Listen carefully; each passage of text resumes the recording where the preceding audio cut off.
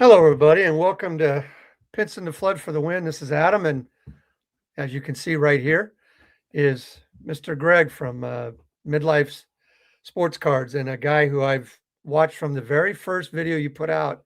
I was looking Really? at it again today because I wanted to. You look like a deer in a headlight, like you were scared to death, and like you were probably asking yourself, "What the hell am I doing?" And here you are, 3 years later, doing gangbusters, got all kinds of stuff going on. Did you ever see yourself getting to this point, or did you end up even in the back of your mind say, it'd be great if I could do this? Yeah, I would say the answer to that is no, I didn't. I'm actually really shy, and I know people don't believe that. As a teacher, I have to get up in front of people all the time. I'm constantly, interacting with people on the channel and doing my videos, but I'm pretty painfully shy, and this has been a good stretch for me. So the thought of doing everything I've been doing does not seem possible, given who I am. And it wasn't really even, I mean, it wasn't really even in the plans. Like I had a couple of small goals for myself. My goal was to, after 2 years, have 1,000 subscribers, and then that I would consider myself done, and then I could stop the channel. Um, and It's 3.5 years later, and I'm still going. So yeah, I had no idea it would be what it is. Well, and I know the biggest thing we talk about it. I talk about it here. I talk about it anywhere, and I see you talk about it. See everybody talk about it. It's a great place for a bunch of middle-aged men to get together, have friendships, be able to trade cards, talk cards, see cards, look at cards, and have conversations. That's the community is way bigger and way more than card collecting. Yeah, no doubt. I mean, as guys get older, we kind of have a smaller and smaller group of friends, Yeah. and we kind of withdraw ourselves. And then we get middle age, we get close to retirement, we start retiring, and we try to find excuses on why to hang out with people. And so, we got to keep our minds sharp as we get older. Otherwise, our brains turn to mush. So you have to do things, and card collecting is pretty healthy as long as you keep control of your finances and you don't get carried away. It's really healthy because you're looking at things, you're reading things, you're interacting, you're discussing, like, you're thinking, you're strategizing. Like there's so many parts of our brains that we're using, which is good. I mean, there are a lot of things we could be doing that would be destructive, but this is far from that. This is super healthy to be doing this stuff. And the fact that I have friends all over the country now, I mean, you live the state north of me, and we've never met in person, but this is a second time I guess we've spoken, maybe the third time we've spoken.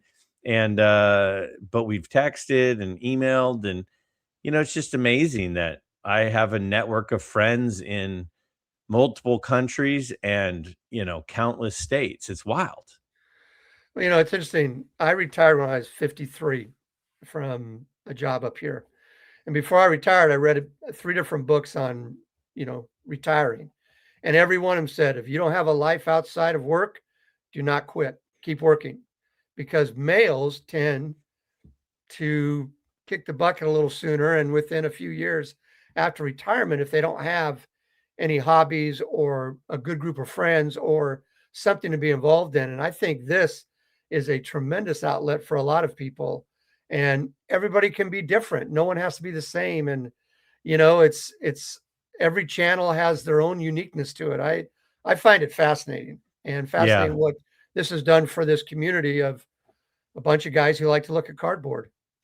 Yeah, it's funny you say that because a big part of the reason I started my channel when I started it, because like, if I go back just a few years, I was coaching soccer, I was coaching softball, I was, attending all sorts of sporting events for my kids, helping with homework, picking them up from school, doing all the stuff that dads do.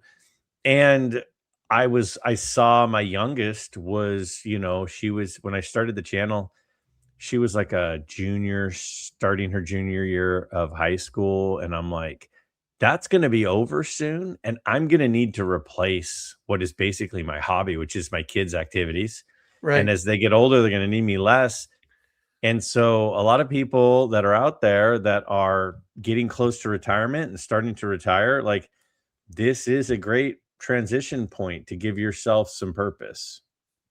No, and I mean, I think that's just hugely important. I mean, the mental aspect of anything, but especially for, unfortunately, middle-aged to older men, it's really bad in there. I mean, a lot of people can just be recluse, and even though they might say they're fine, they're not, but they don't want to do anything about it. It's an interesting dynamic.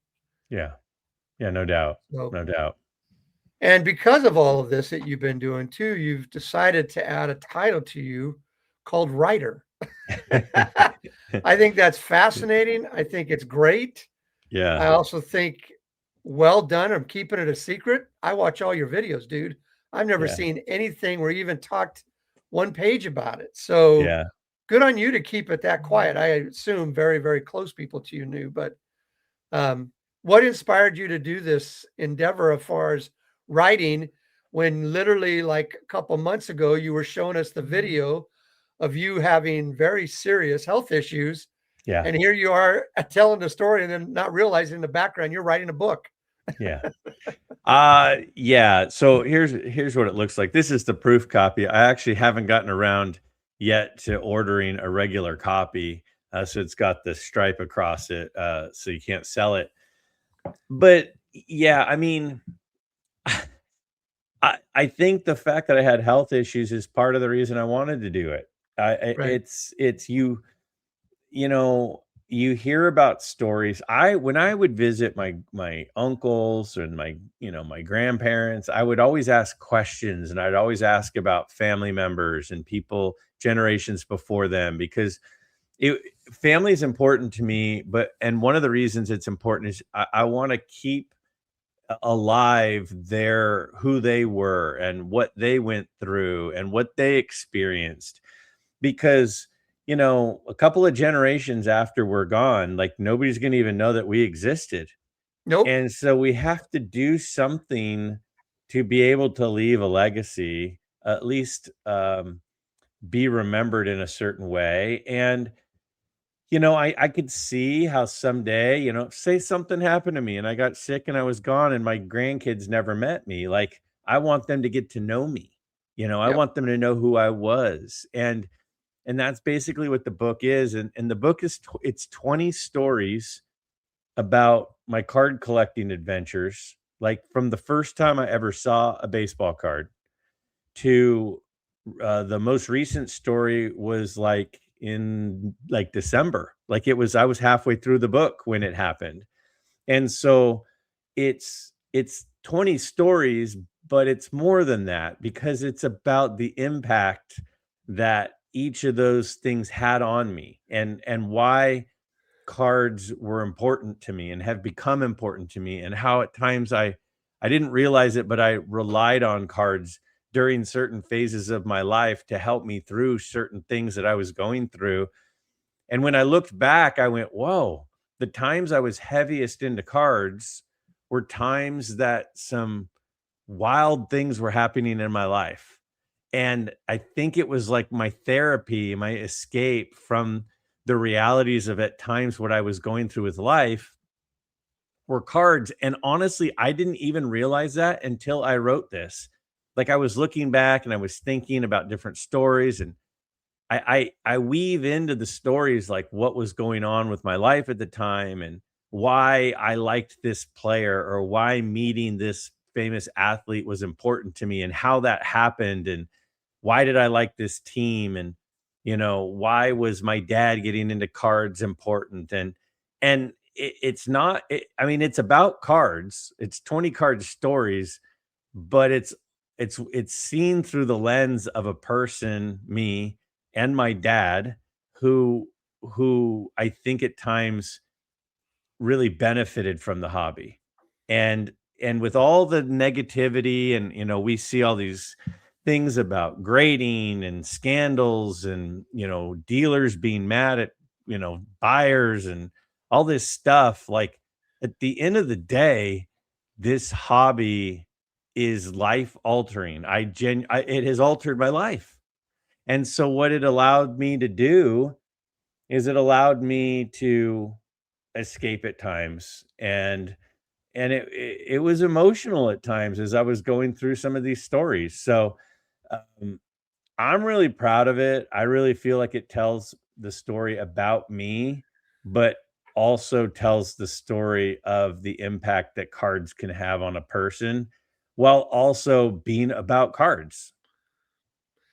Look, we haven't had something written like that for a little while. You know, we had a run there with Wax Gods and a few other things. What was the other one called? There's a number of them out there. There were stories about one guy opening one pack and then visiting all 15 players, and so this will be. I'm looking forward to it. I'm looking forward to getting a copy and to reading it and to see the eyes through somebody else. Yeah. Because we all have our own stories, Yeah. but yours was a little bit more special in that you had your dad to be involved with and your brother, Yeah. which is pretty cool. My dad's still a heavy collector. We went to the last 2 nationals together. He'll be with me again this year. Yeah, he's an avid card collector, and at periods of my life when I was not active in the hobby because, I was getting married and having kids and had literally $0 available, he was active all the way through then. And then he kind of went dormant for a while, and then some things happened in his life, and I was like, he needs to get back into cards. And so I basically dragged him back into the hobby, and now he's having a blast again. And so yeah, it's available on Amazon. It's funny because like I I'm just a regular dude like anybody else. Like I just happen to post videos of me talking to my phone for people to see. And I put it on Amazon, and I had a lot of people reach out to me and say, "How can I get a signed copy?" And I'm like, I literally was like, "Why would anybody want a copy signed?" Like it didn't even cross my mind that Wow. someone would want one signed by me. Like I was just thankful anyone would be interested in buying it. Right. And so I was like, I don't even know what would be the best way to do that. I guess I could sign some and put them on eBay or something. And I was like, but then eBay's going to get a cut and that'll jack the price up for people. And I don't want it to be more expensive.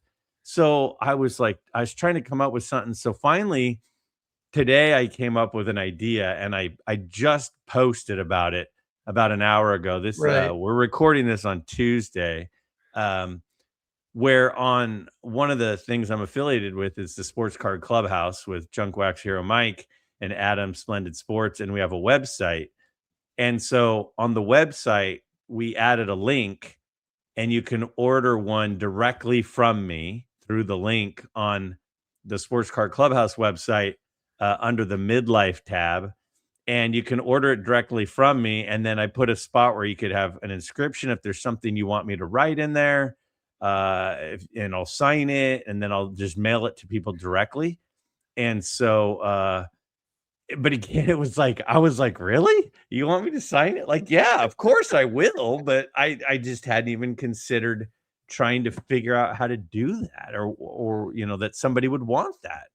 Yeah, a lot of people will take, like a bookmark and you just sign it, and you sign a bunch of those and you, send them. If you find out somebody buys a book, they can just text you or email you or whatever, and you would send them out one of those. The It's bookmark, that makes that was probably a better idea than what I did, but oh well. that's what a lot of people do, and that way Yeah. I can't remember, they call it, they got a name for it, I just can't remember what it Okay. is. I think what I'll probably do too is whenever I go to a card show, I'll just throw 3 or 4 of them in my bag. So if somebody sees me at the show and they're like, "Hey, I want to buy your book," I can just do it right there for them. But yeah, so anyway, it's been a fun adventure. Um, I started getting a lot of texts today where people were texting me a picture of them with it, where it's like starting to get out there. I'm like, oh my god, like this is real now. Like people Yep, on Instagram are posting them holding it. And so I mean, it just went for sale on Sunday, like 2 days ago. So Yeah, it's been surreal, but I really do genuinely think if people like reading at all and they like cards, I really think people are gonna like it. Like, I'm really happy with how it turned out. Yeah, Well, and you should be. I mean, you put in a yeah, lot of hard work, and then, being a teacher, I would expect that you'd be able to write something if you wanted to. It's just getting it down in a way where you want it to be authentic and you want it to be you, yeah, and how you saw that event at that time. yeah. So, but I mean, I just think of how far you've come in this hobby, and just from doing your videos to creating this network, and now, creating your with the crazy 3 dudes you have on there. I mean, I don't know why you just don't even have a drink in your damn hand. I I'd probably be know. sucking on something with a straw all night, but, Petty's worth the price of admission, and those Oh, guys are yeah, fun, and they yeah, make the hobby fun, and to have met guys like that through this hobby, and yeah, and then through your lenses, we got to see a little bit of Petty stuff, and, yeah. that was kinda sweet to see and for him to share, so, you know Yeah, I mean, it's a great mix. The guys I have on my live stream, and I gotta mix it up. I just have so much fun with them, and they're three of my closest friends on earth at this point. Even though one lives in Tennessee, one lives in Colorado, and one lives in LA. But so I always just kind of go back to that well because it's just so much fun for me. Uh, but it's funny because Petty will say some wild stuff sometimes, and people will go, "Whoa." Anybody who's ever spent any time in person with him at all, 10 minutes with him, loves this guy. He is the life of the party. He is the sweetest guy, the most generous guy. He would give you the shirt off his back.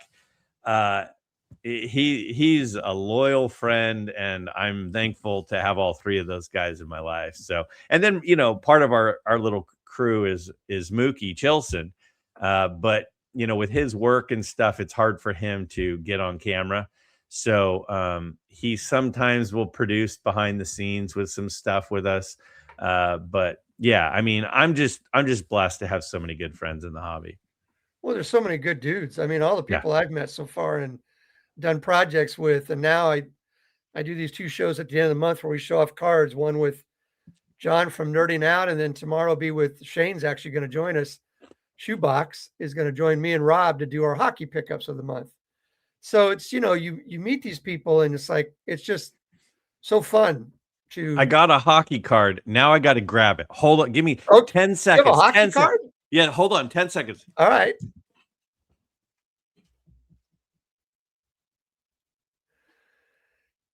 And here he comes, running back in with a hockey card. Sorry. But I mean, I'm sitting there watching the gold medal game, and it's and literally as the game is ticking down, I had to buy I had to buy a patch auto of our goalie. So that came in the mail a couple days ago. I haven't shown that to really anybody. That is So awesome. That's yeah, so great. it's a beautiful patch. It's autographed on card. Shane is a good friend of mine. Him and I text a lot. He's a great guy. Yep. Yeah. So, He was and all then excited. He John, wanted to come yeah, on with me and Rob, and we're like, "Oh, yeah, like, we're gonna pass that one up. yeah, No problem." John's funny. I met him at a card show in person, and he was in the, or he is or was, I can't remember if he's still in, but in the Coast Guard, Y and Yeah, he he just got sent out. me. Okay, that's what I was thinking. He sent me an item from Antarctica. I got in the mail, I got this letter from Antarctica, the post office there, and I'm like, "What in the heck?" So he like sent me a card or something, and it was postmarked from Antarctica. So that was really cool. And I met him at a card show because one of the big naval bases in California is Mare Island, which is in Vallejo, and the next town over is Fairfield. And I was set up at a card show there, and so he came, and I got to meet him at the show. He's a really good dude. Nice. Yeah. So, when what initially were you trying or wanting to accomplish on your channel when you started? I understand you want to get 1,000 subscribers if that happened, but what did you want to do? Did it take you a while before you found this pattern that you do of your Sunday, Monday, Tuesday, Thursday videos or whatever that you do? Did it take a while for that, and that's what you were trying to do, or did it just come out that way? Yeah, I don't think anybody knows what their channel is until they do it at least for a few months, and then you start to realize what it is.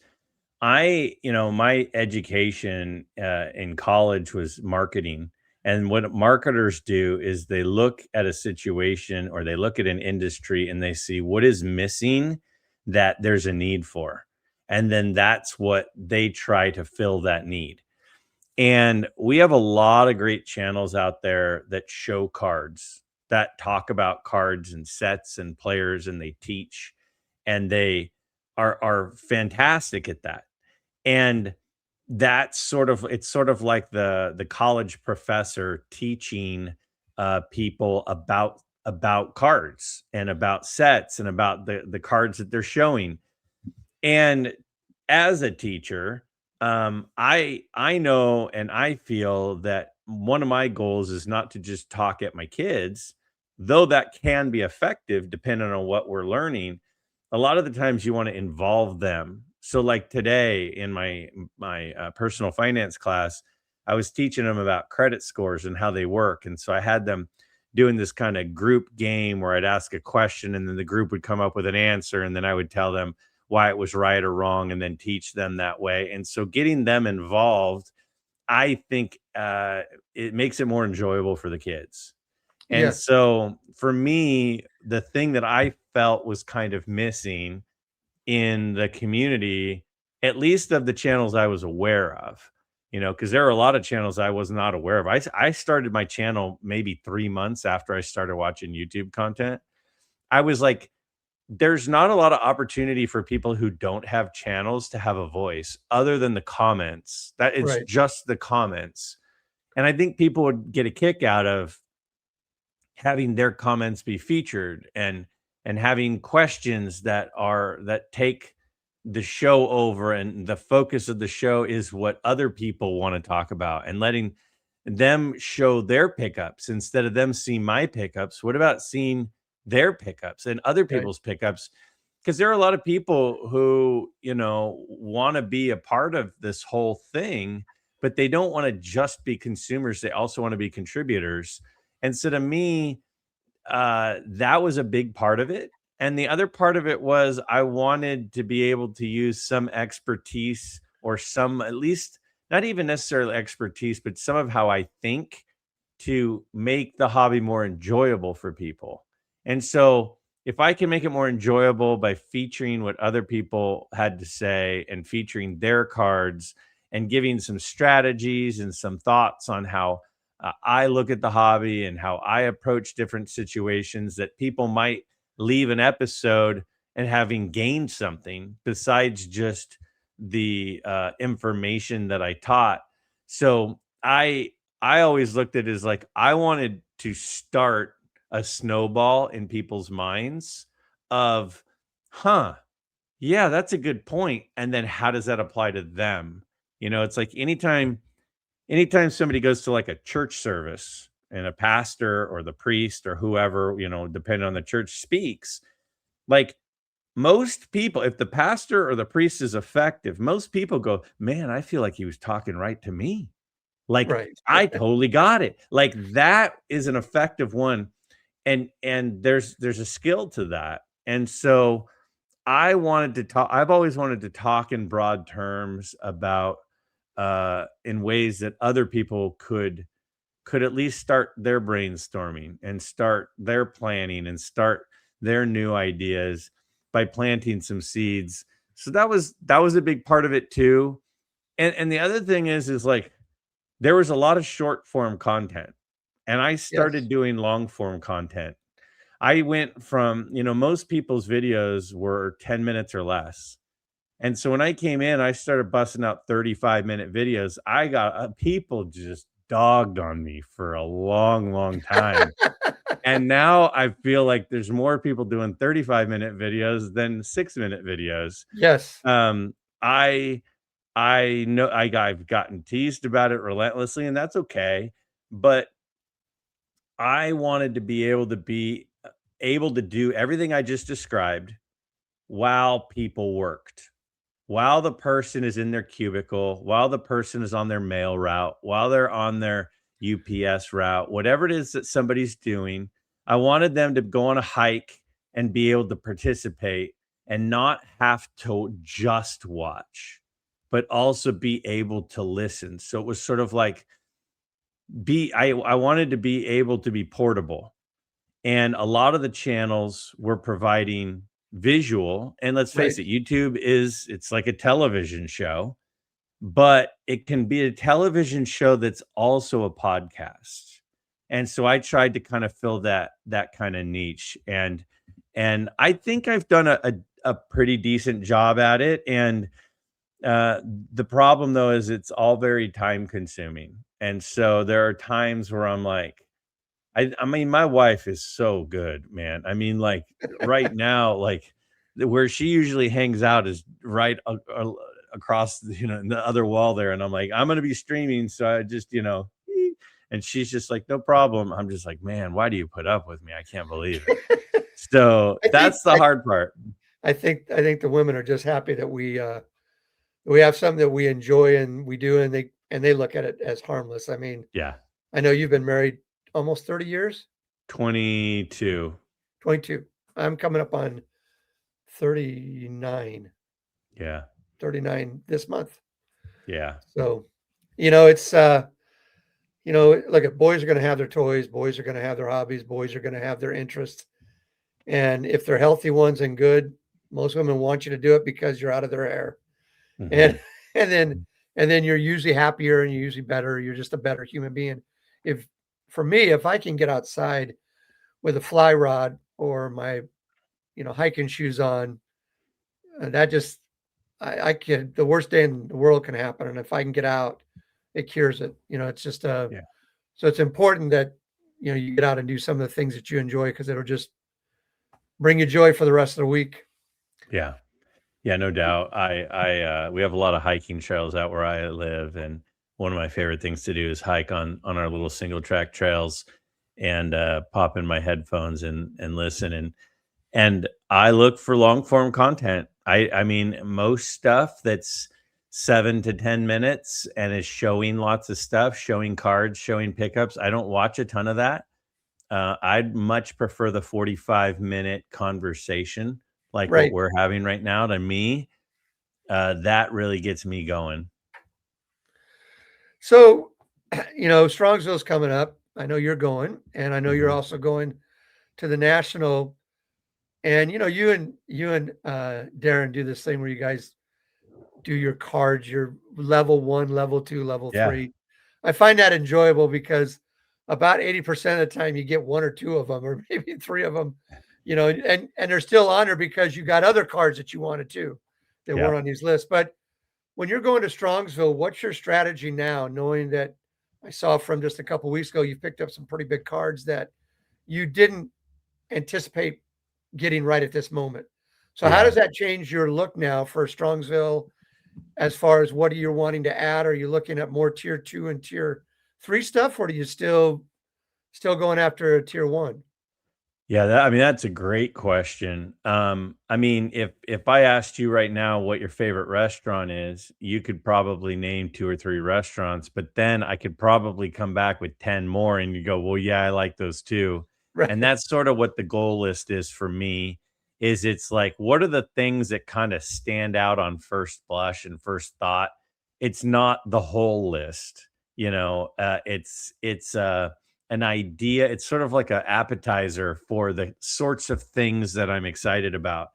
Um, we put 12 cards on that list, and I've currently obtained 3 of those 12. Yes. Um, I could knock a couple more of those off, but I also could try to go for something not on the list that didn't seem attainable. So, I guess to answer your question, the way that I approach it is there are definitely going to be 4 or 5 cards that I hope the perfect copy is there at a reasonable price. And the first loop through that room, because it's not going to be a huge room, it's a big room, but it's not a huge room. What I usually do My strategy is I do a quick loop, and my quick loop is looking for the cream at the top that I'm hoping to find. And then when I see that it is or isn't there, then I kind of start to broaden my view of other things that I'm open to. And so I kind of work down the tiers. So there will be 4 or 5 cards that I will hope that the right thing is there. When or if it isn't, then I'll broaden that to about 10 more, and then I'll broaden that to about 20 more. But I also feel like I love to buy cards in person, like, because there's so many benefits to buying in person, but I'm not gonna buy something just because I can say I bought something. I mean, I flew down to that show in LA. I spent $1,000 between my flight and my 3 nights hotel and, all the expenses, the parking, all that stuff that goes along with it, and I bought 1 card that was $250. There were other things I could have bought, but there wasn't the right thing. So I try really hard not to be buying just to buy. So the other thing is too, like for me, going to these trips, it's as much about the hangout with these people that I like. Right. It's like when you visit a relative on the other side of the country, it's like, yeah, maybe you didn't see every site that you were hoping to see on that trip out there, but you got to spend time with the relative who you went there to see. And Yes. that's really the key thing for me is, I haven't seen I mean, Mookie's one of my best friends, like just point blank. He's one of my best friends. He wasn't at the National. I haven't seen him since last April. I mean, I haven't seen him in 11 months. So even if I don't buy a card, if I get to spend 2 or 3 days with Mookie, like, I've succeeded just from that. So, I look at it that way is you don't have to land a card to have a good time at a show like this and have it be a success, but that's kinda how I do it. I kinda do the loop looking for the specific things, and then I broaden it a little, and then I'll start digging a little bit, on my 3rd loop, and that's the beauty of Strongsville is it's small enough that you can do that. The Nice. National, I feel stressed out. I feel stressed out because 'cause I'm like, there's so much here. What I don't wanna do is on the 2nd table buy something, and then the 4th table have the thing I really wanted. Right. So, it's this whole, like, you feel like you can't be everywhere at the same time, and it's pretty stressful, to be honest with you, for me. So you said a minute ago, you said something that is probably the hardest thing for anybody that collects to do is you don't have to buy something. I've noticed many times on a lot of your videos, you'll show all the tables and you'll talk about it. And then you might not go home and show any cards. You just didn't Yeah, buy any. yeah, And I think that's a real important lesson is you go there with a plan, but you don't spend just to spend because you might end up regretting it anyway. But also too, it's there's more to it now. Almost every show now is going to be different because there are now friends in every little place. Mookie talks about going with a couple guys. Dan talks about going with a couple guys, or I'm meeting these guys here. Vintage on Vintage Steve will talk about meeting people in their area and they'll all go. So pretty much you're not going to go to a show without somebody hardly anymore. But it's just interesting to get that dynamic and to get that patience and that understanding of I'm literally not spending my money until I find something I really want. yeah, and part of what I have gotten to, the point that I've gotten to, and it took a while to do that. I mean, that's only been the last couple of years that I would leave a show without something. Before that, I would find something to buy. You go, well, that's the best thing in the room. I'll buy that. What the thing that gets me excited and my juice is flowing now is when I see something that I don't see very often. Right. And to be honest with you, there's not a lot of things that do that. There's not a lot of things where you go, uh, I mean, most things you go, yeah, I've seen, I could get that. I could get that on eBay right now. But Right. the perfectly centered 55 Sandy Koufax Topps rookie card that I got at Strongsville last year. Like, that was on about my 5th loop. I didn't even see that card because I don't even look at 55 Topps cards in my first, second, or third loop, because the first, second, or third loop, I'm looking for something obscure that I don't see very often. Right. But by the 5th loop, when I've broadened my search, I go, whoa, has that been there the whole time? And the thing that's unusual about that is not that it's a Sandy Koufax rookie card, it's that it looks like that in that grade, which is what made it affordable. And so sometimes it may not be a card that's rare, like a Sitting Bull Allen and Ginter card that I got at the show in LA. It might be a card that you never find centered, like a perfectly centered 58 Topps Jim Brown rookie card. I go, whoa, like that doesn't happen. I need to act on this. So I'm looking for the thing that you don't see every day. And there are certain cards, every single card show you'll ever go to will have a Carl Yastrzemski rookie card. So I don't really feel the need to buy one because I can get one anytime I want. So I Right. did buy one and I'm like, this is cool. It's a beautiful card. I like Carl Yastrzemski. I like the card, but I want something that I can't normally get. And so that's what I'm really looking for when I go to a show. And some shows don't have stuff like that. Yeah, it's an interesting dynamic because unfortunately our big show up in the Northwest used to be out of Tacoma, and it's turned into a Pokemon show. Like hardly, I mean, literally like 80% of the tables. Well, for me, that's a 10-hour drive, 5 up, 5 back.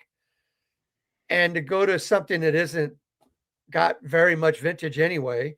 The Portland shows, we have a couple that aren't bad. I'm going to probably try to hit one here and just get an idea. I haven't been to one for a while.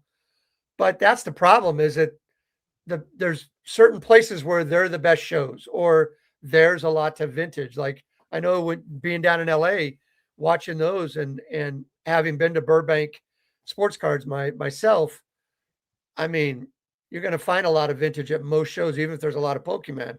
You're not going to find that up this way. And so it makes it really hard because I'm reliant on eBay, auction houses, whatnot, whatever, to find stuff.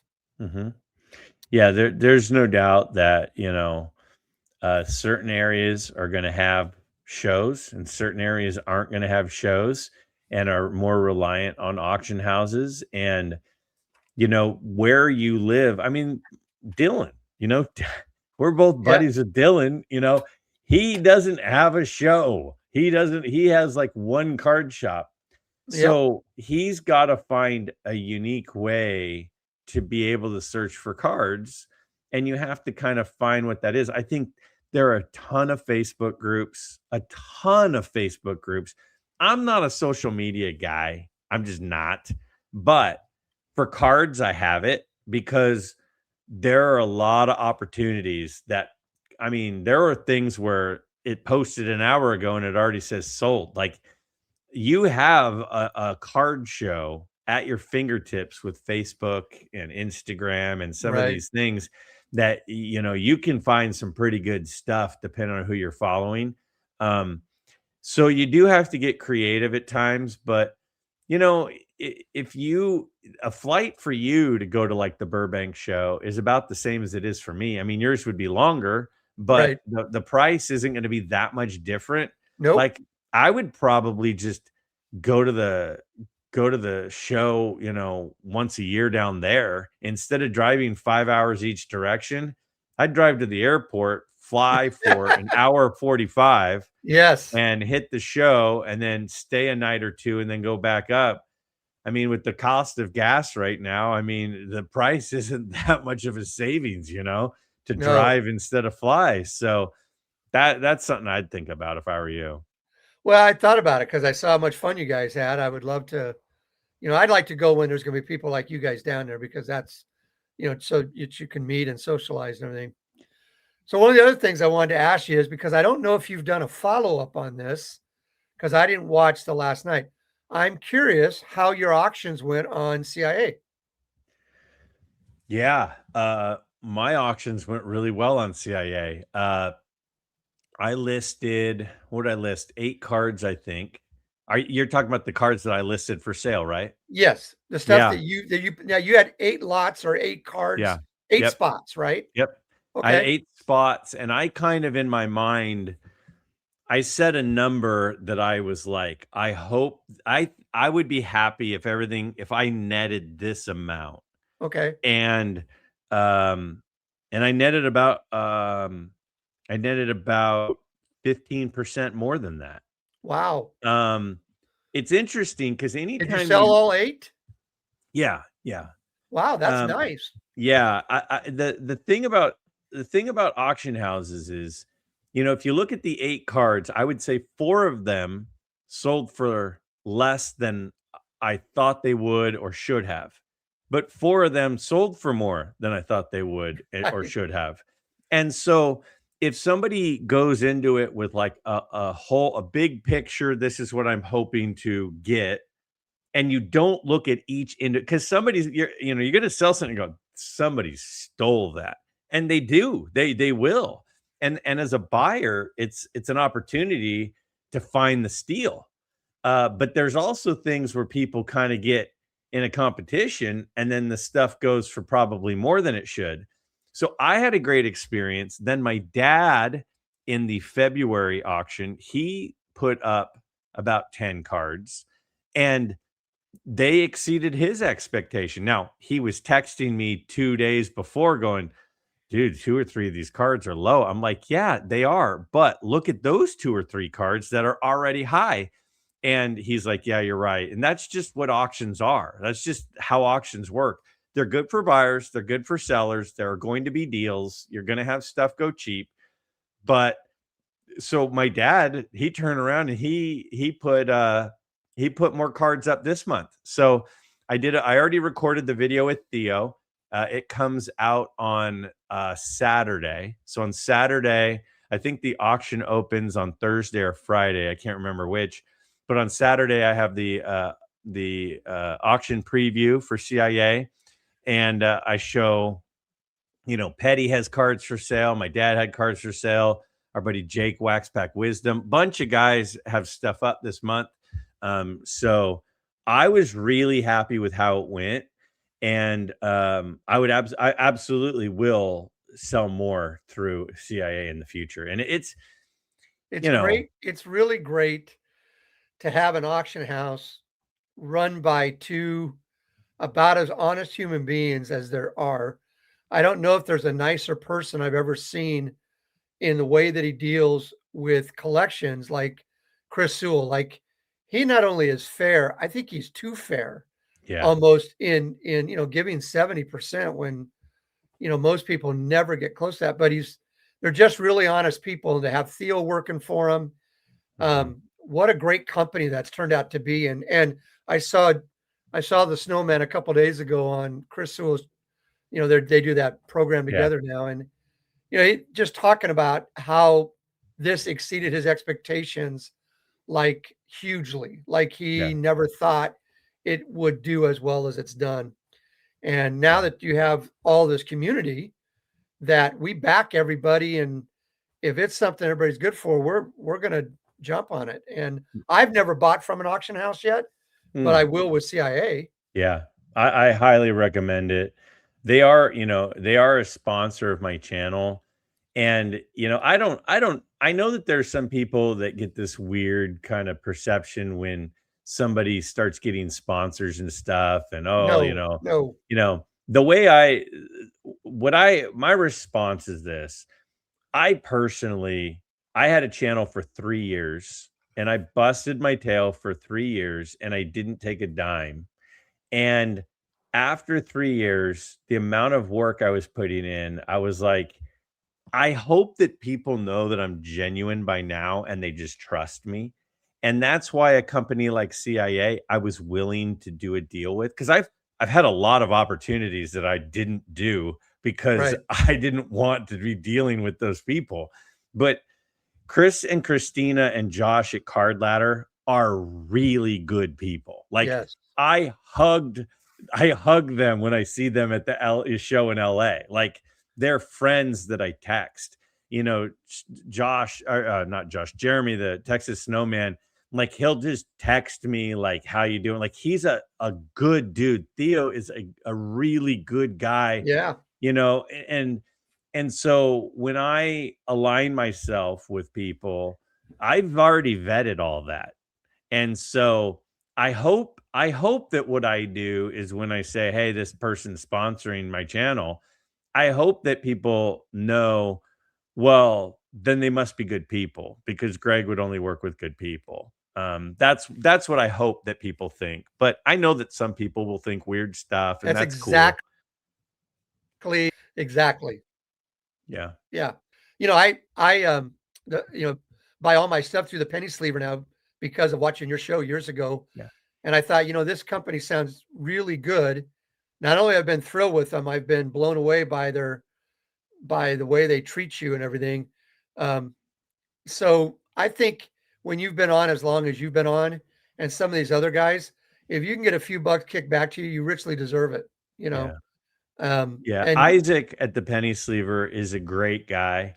I never actually got money from Isaac. What my deal with Isaac was, I used my platform for him to give away gift cards to his company on my channel. So instead of he basically came to me and said, "Hey, can I sponsor you?"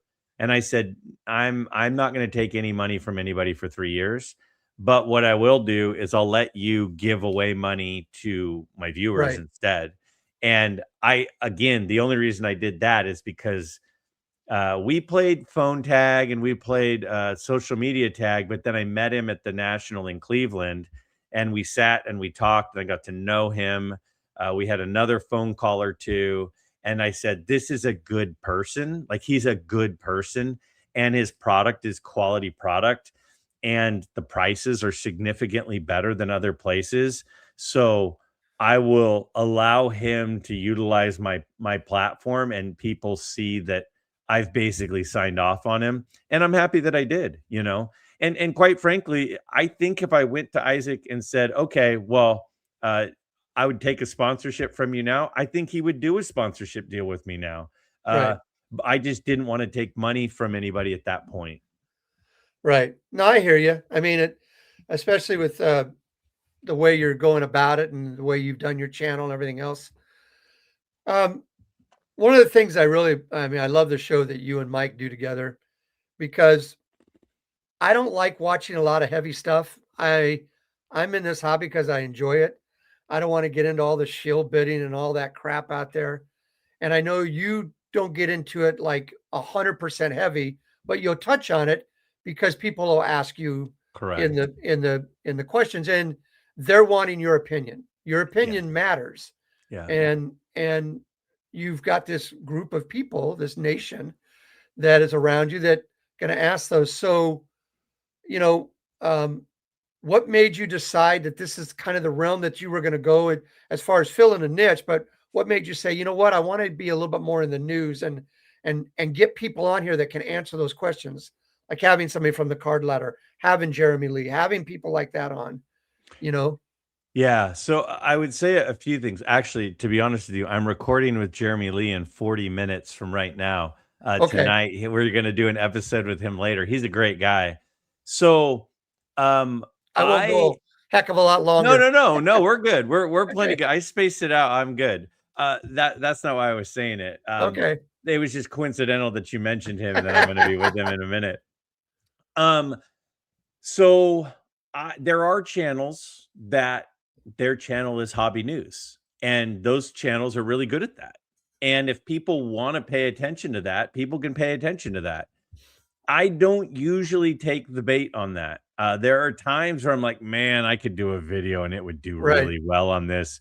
But that's just not my brand. Like, my brand is a group of people who like cards and like sharing our opinions and strategies about cards. Um, so I don't usually do it. Now, like you said, the one thing I will do is I will answer questions. Like I'll answer any question that's not religion or politics based. If Right. anybody asks me any, I've not sloughed off any question. I've had some tough questions. I answer everything.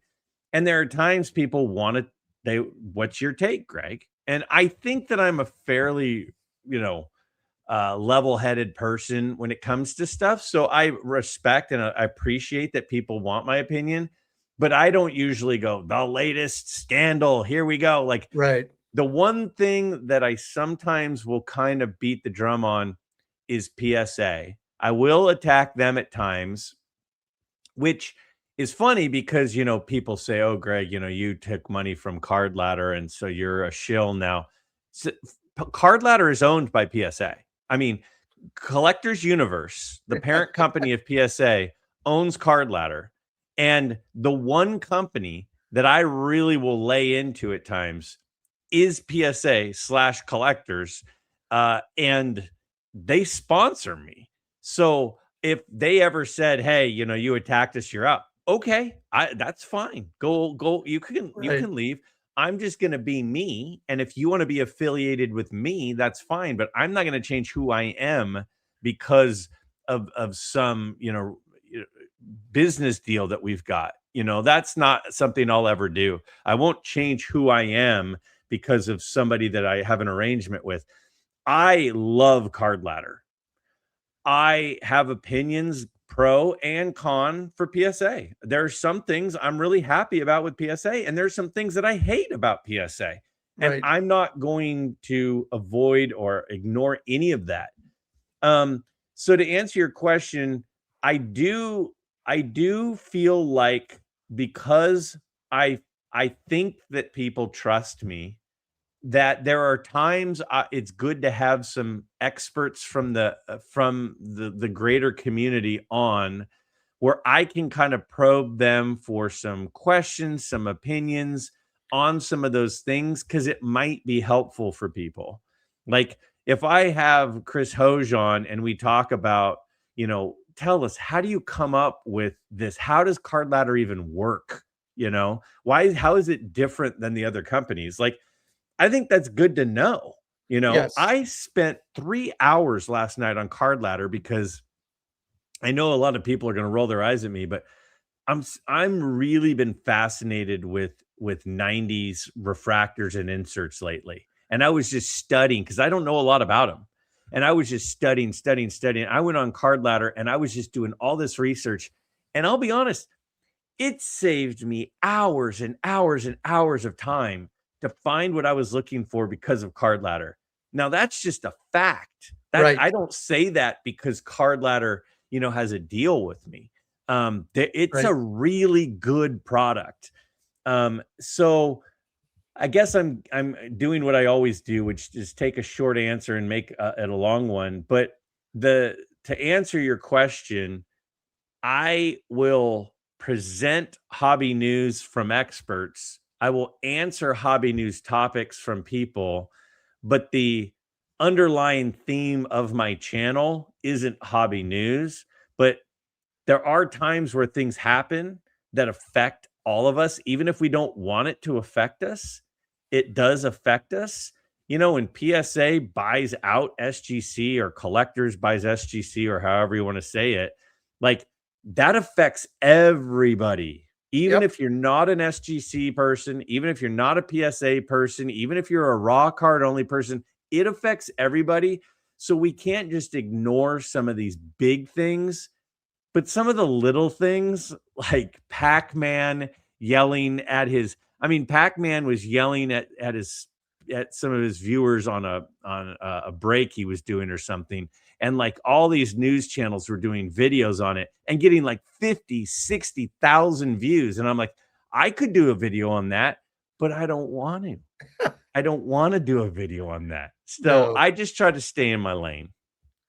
Well, I always think that's the best way to always do it, and I like the fact of the way you kinda structure your show and have always admired that, and see, to me, you're not long-winded, because if it's a show that I enjoy, I don't care if it's 2 hours or 20 minutes.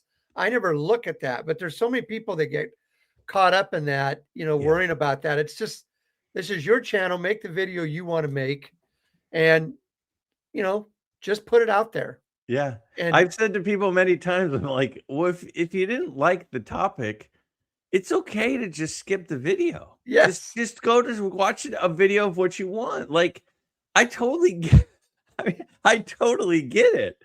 I like a lot of football games, but sometimes the game that's on is boring, so I turn the channel. I don't call up NBC and go, "I can't believe this game sucks." Just turn the channel, right? It's yep. not a big deal. Like we can get rid of Greg real easy. You just turn Yeah, the channel. yeah, like that. I So, know. It's yeah, it's interesting because it's kind of crazy the way people look at it that way, though.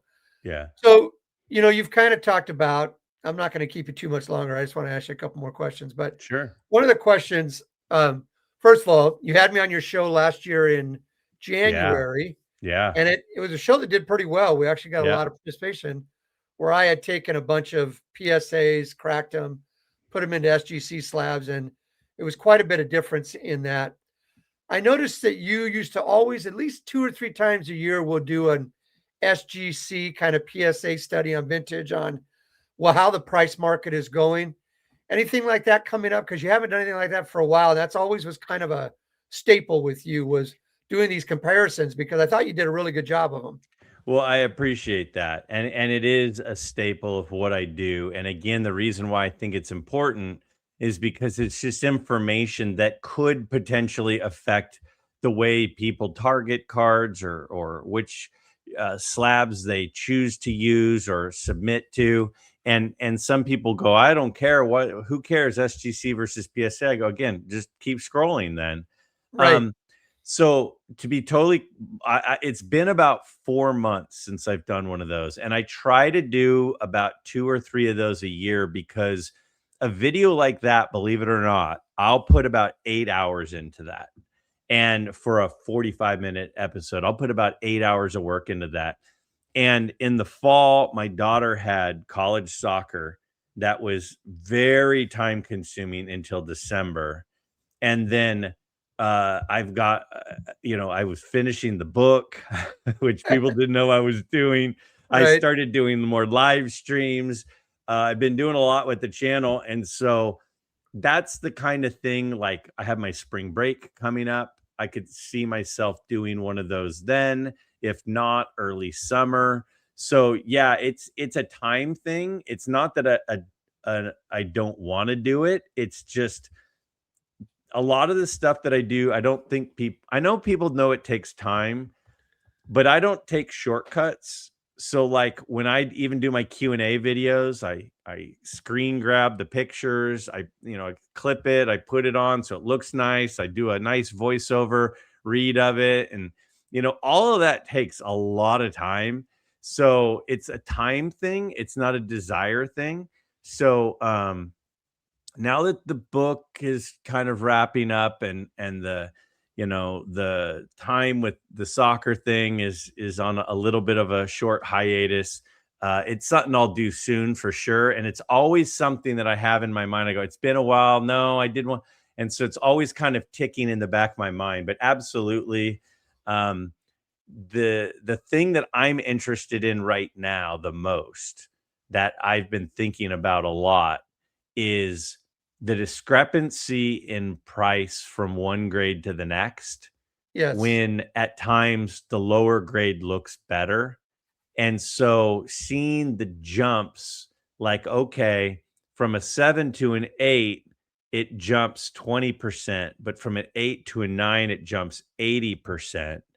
Like, the place to go would be the 7. It's like you always want to be right below the big jump, because you get the Yes. most bang for your buck. So targeting in on that kind of stuff, that's where I see myself probably doing the next one of those, is kind of finding the sweet spot in the grading gaps, finding a good example of an undergraded card, good example just below the where the jump is. I think is a sweet spot that people need to hone in on and at least be thinking about.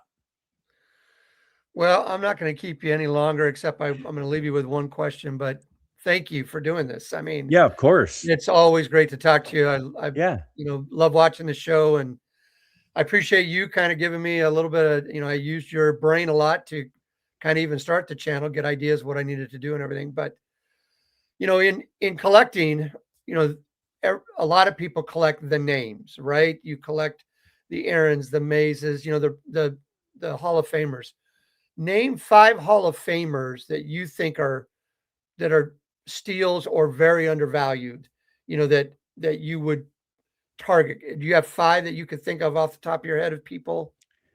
Yeah, I could rattle off some things. Now I'm assuming you're talking baseball because Yeah, if we're I'm a talking talk baseball for right now. okay, yeah, because otherwise my first response would be I think Otto Graham is horribly undervalued. Yes. Um, I would say um, people that are undervalued are people that aren't appreciated for what they've done yet and will be in the future.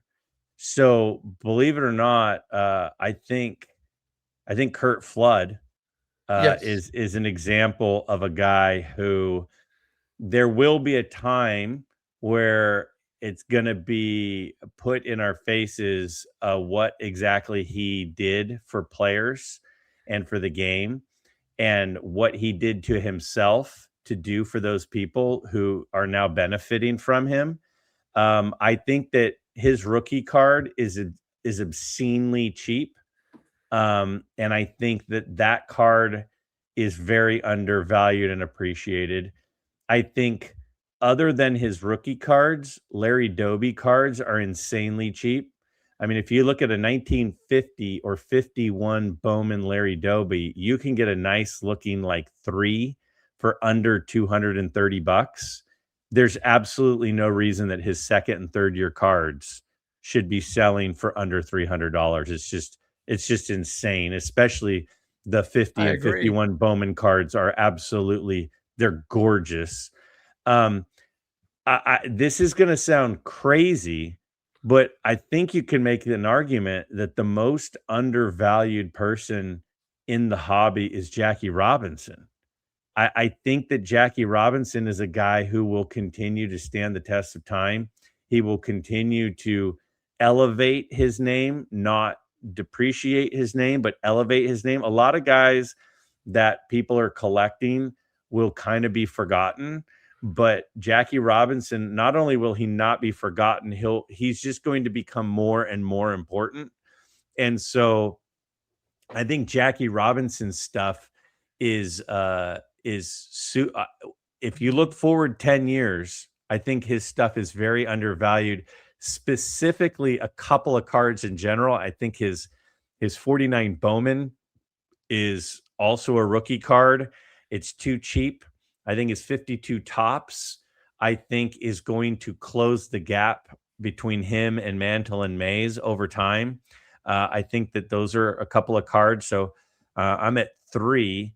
Um, some of the guys that are undervalued, I understand why they're undervalued, but they're still undervalued.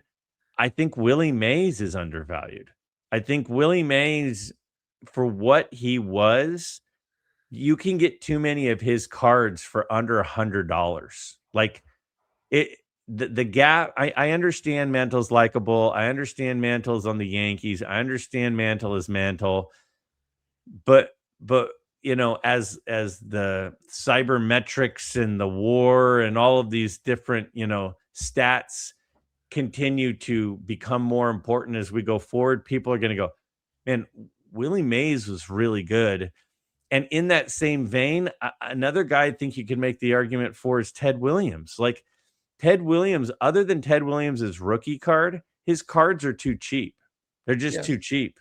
And I know that I'm comparing that to Mantle, but I'm talking more golden age guys.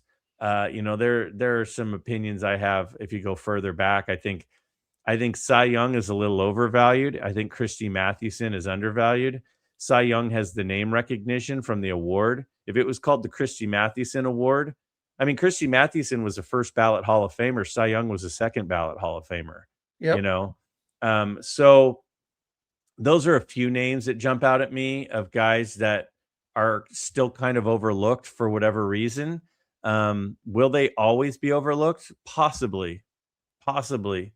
But I think those guys are all underappreciated for what they were.